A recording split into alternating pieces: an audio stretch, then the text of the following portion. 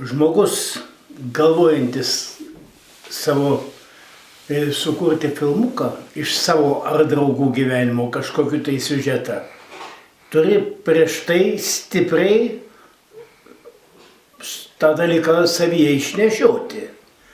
Tam dalykui visuomet tiks ar išskirtiniai atvejai, ar tai išskirtinis reiškinys, ar išskirtinis žmogus, ar tai išskirtinis koks nors veiksmas.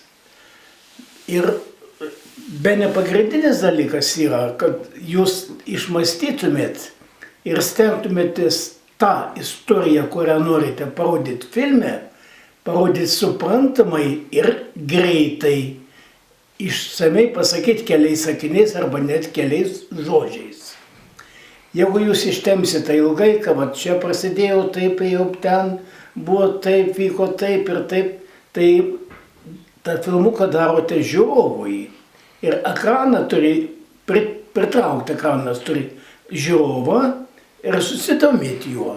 Tai reiškia, kas nereikalinga ir nereikalinga to ir rodyti.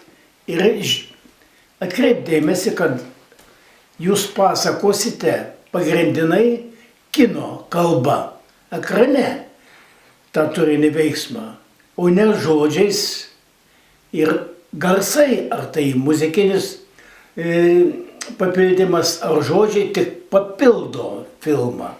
Pagrindinį dalyką jau parodo pats ekranas. O ką norėtumėt palinkėti debiutantam? Debiutantam tai taip, kad įsipildytų parodžius jo filmuką, jo svajonė visuomet bus, kad jis bus pripažintas ir įvertintas ir kad toliau galėtų eiti. Jeigu padarysit tokį, kad neatkreipsit kitų dėmesį ir tai nebus geras, gražus, mielas, įdomus paveiksliukas ir jums nuotaika kils ir kažin kaip besinorės toliau kurti. O jeigu jų patiks visiems ir teigiamai atsilieps, tai ir jūs būsit didelis ateitie ko gero kūrėjas.